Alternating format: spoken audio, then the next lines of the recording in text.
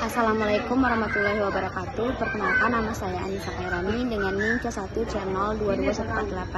Di sini saya akan menjelaskan materi tentang aspek keperilakuan pada akuntansi pertanggungjawaban. Akuntansi pertanggungjawaban. Akuntansi pertanggungjawaban (responsibility accounting) merupakan istilah yang digunakan dalam menjelaskan akuntansi perencanaan serta pengukuran dan evaluasi kinerja organisasi sepanjang garis pertanggungjawaban. Sedangkan menurut Siegel dan Marconi, akuntansi pertanggungjawaban adalah suatu sistem yang meliputi perencanaan, pengukuran, dan evaluasi informatika atau laporan akuntansi dalam suatu organisasi yang terdiri dari beberapa pusat pertanggungjawaban, di mana tiap-tiap pusat pertanggungjawaban dipimpin oleh seorang manajer yang bertanggung jawab atas aktivitas yang dipimpinnya. Akuntansi pertanggungjawaban versus akuntansi konvensional.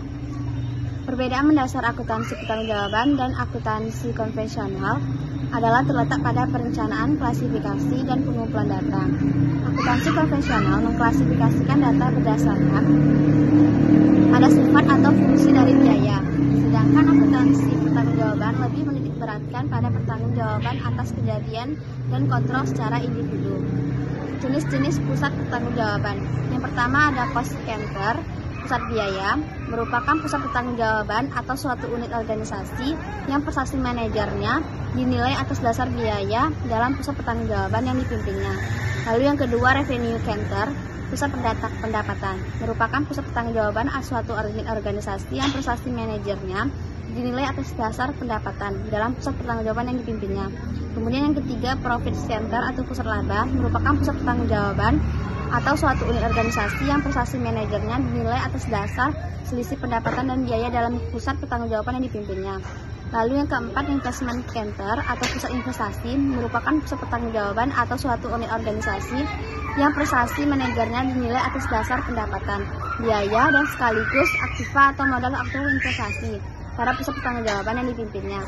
Kemudian, korelasi struktur organisasi. Yang pertama, struktur vertikal, kedua, struktur horizontal, ketiga, pemilihan struktur, lalu perencanaan akumulasi data dan pelaporan berdasarkan pusat pertanggungjawaban, yaitu ada responsibility budget atau anggaran pertanggungjawaban, data accumulation atau akumulasi data, lalu responsibility reporting atau pelaporan pertanggungjawaban. Kemudian asumsi keperilakuan dari akuntansi pertanggungjawaban. Yang pertama, manajemen berdasarkan perkecualian. Yang kedua, manajemen berdasarkan tujuan. Yang ketiga, kesesuaian antara jaringan pertanggungjawaban dan struktur organisasi. Yang keempat, penerima tanggung jawab. Yang kelima, kapabilitas untuk mendorong kerjasama. Sekian penjelasan materi dari saya. Saya